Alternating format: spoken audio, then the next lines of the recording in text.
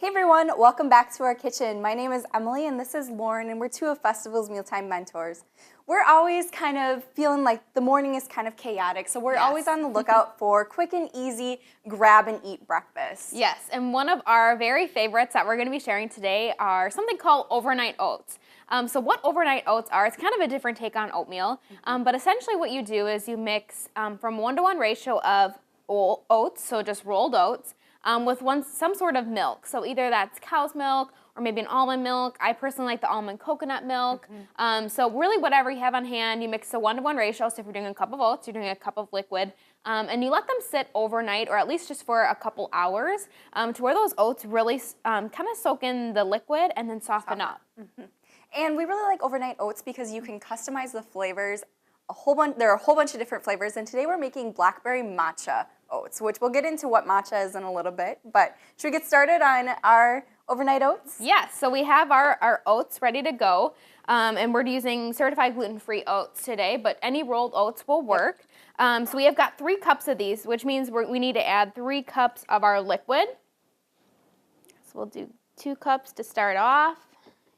And like Lauren mentioned, we're using just an almond milk today. We're using an unsweetened variety because we will be adding a little bit of natural sweetness later on. But you could also skip the maple syrup that we'll be adding in a little bit for a sweetened variety if you'd prefer. Perfect.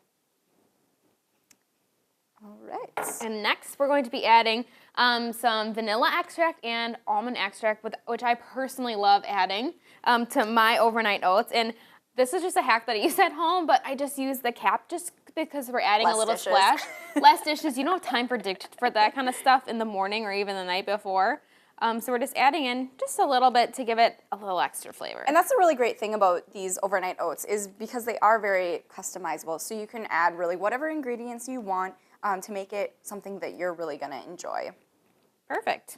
All right, and then we're gonna add that matcha. So matcha is kind of a trendy ingredient. It's actually matcha powder. It's a type of green tea, but it's actually a whole leaf that's ground up really finely. So typically when you have green tea, you're going to steep it in a tea bag, whereas this is the whole leaf ground up, so you're gonna get a little bit more nutrition. You're gonna have some fiber, some antioxidants, and it's going to give you a little boost of caffeine in your overnight oats. Which is perfect for breakfast. And you can find this matcha powder in our natural and organic department. And I personally like the green color. I think it's kind of cool, especially because we're going to be mixing some blackberries today, so just that contrast in color is really fun. All right, and then our last ingredient for our overnight oats is our maple syrup, and we're just using some pure maple syrup to sweeten it up. And that's usually my choice, too, for a little bit of sweetener. I don't know if it reminds me of, like, pancakes and things like that in the morning, but just that touch of maple syrup really goes a long way.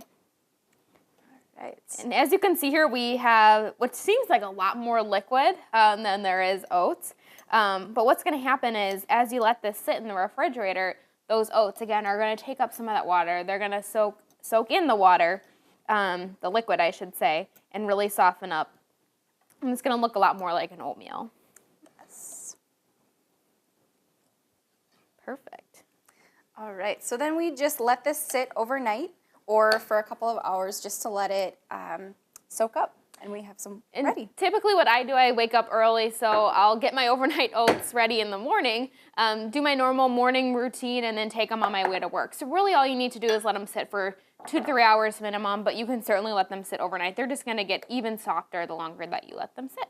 So we have some that have already been sitting overnight, and as you can see, a lot of that liquid has already soaked up.